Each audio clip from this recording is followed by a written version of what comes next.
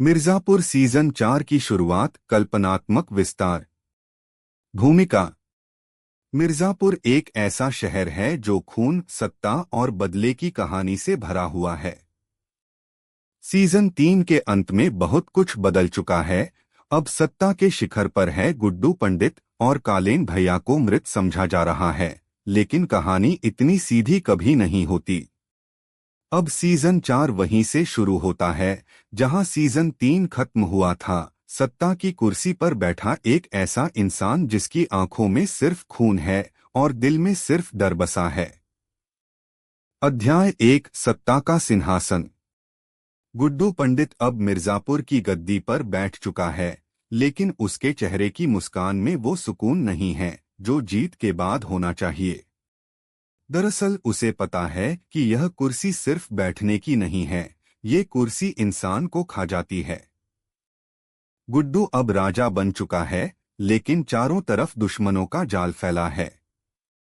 मुन्ना त्रिपाठी की मौत के बाद सत्ता की लालसा रखने वाले कई गुर्गे अब एक्टिव हो चुके हैं।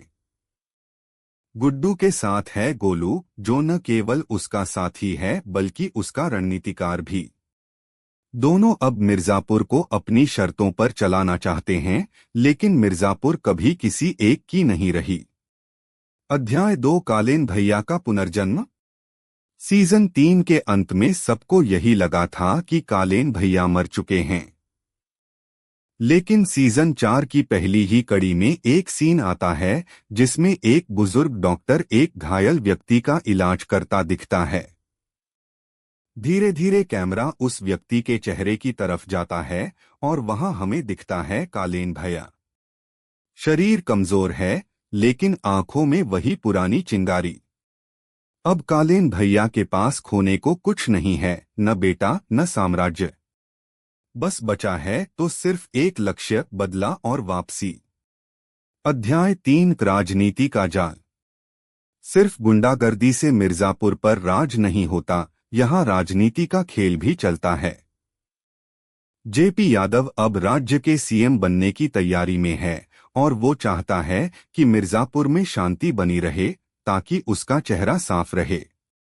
लेकिन गुड्डू और कालेन की लड़ाई में शांति नहीं, सिर्फ लाशें गिरेंगी।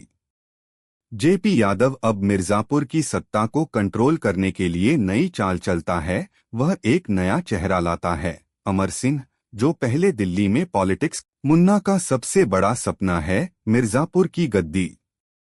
वह यह साबित करना चाहता है कि वह भी अपने पिता से कम नहीं। वह अपने राजनीतिक करियर की शुरुआत एक शादी से करता है, मुख्यमंत्री की बेटी माधुरी यादव से। दोनों की शादी एक राजनैतिक समझौता है, लेकिन यह शादी मुन्ना की राजनीतिक पहुंच को और बढ़ा देती है। बीना त्रिपाठी का बदला। इस सीजन में बीना त्रिपाठी, रश्मि अगडेकर का किरदार और गहरा होता है। पिछले सीजन में अपने साथ हुए अत्याचारों, कालेन भैया के पिता द्वारा, से वह अंदर से टूट चुकी है।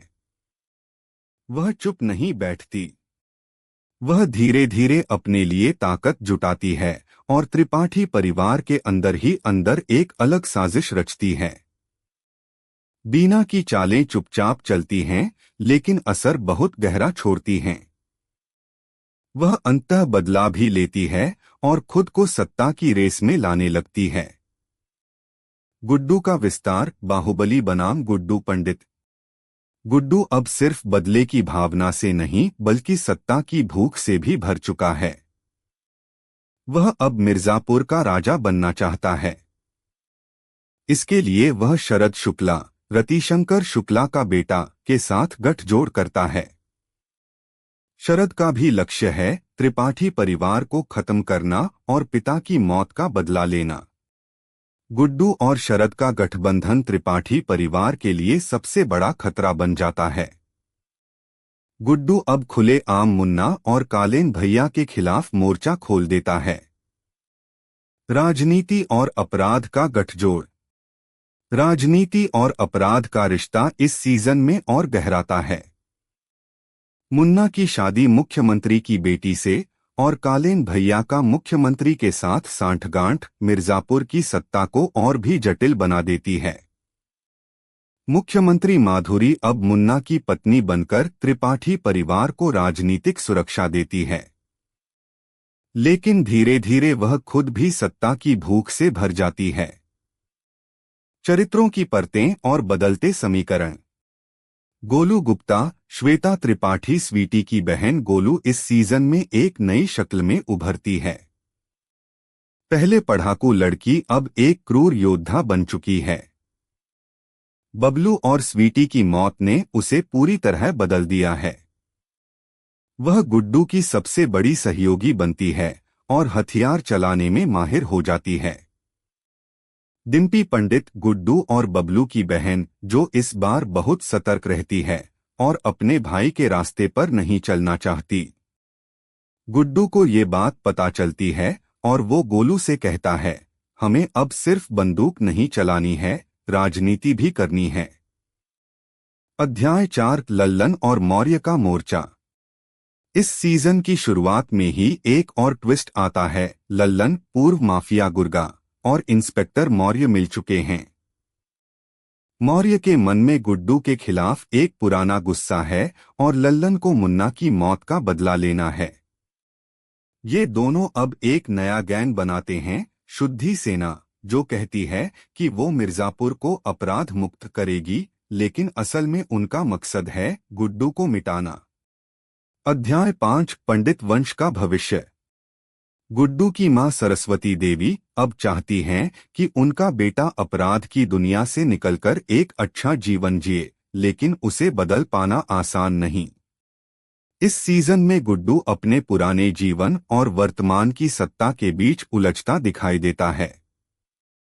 उसे सपनों में बबलू की मौत, स्वीटी की चीखें और अपने पिता का टूटता परिवार सब याद आता है। अब गुड्डू भी सोचने लगता है, क्या वाकई में यही वो रास्ता है जो उसे चुनना चाहिए। अध्याय 6, गोलू की नई भूमिका।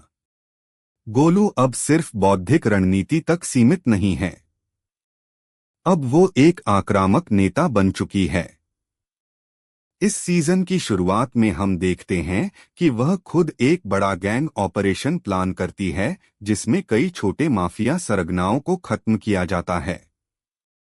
वो गुड्डू से कहती है, तू राजा है, मैं सेनापति।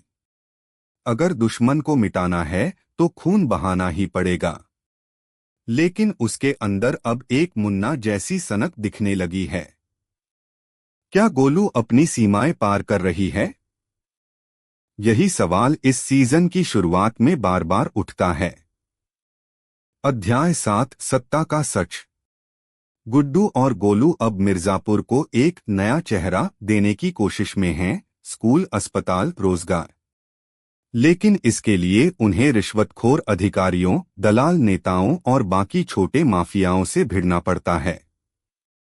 एक सीन में जब गुड्डू एक सरकारी अफसर को धमकाता है, वो जवाब देता है, तू ऊपर से जितना बड़ा दिखता है, उतनी ही बड़ी तेरी जमीन खिसक रही है। अध्याय 8, मिर्जापुर का साया। इस सीजन की शुरुआत में कई साइड स्टोरीज भी दिखाई जाती हैं। एक डिम्पी, गुड्डू की बहन, अब समाज सेवा में लगी है, लेकिन उसे धमकियां मिलने लगती हैं। 2, बिहार और बनारस के नए गैंग मिर्जापुर में घुसपैठ करना चाहते हैं। 3, कालीन भैया, जो अभी सबको मरा हुआ लगता है, धीरे धीरे अपने पुराने वफादारों से संपर्क करने लगता है।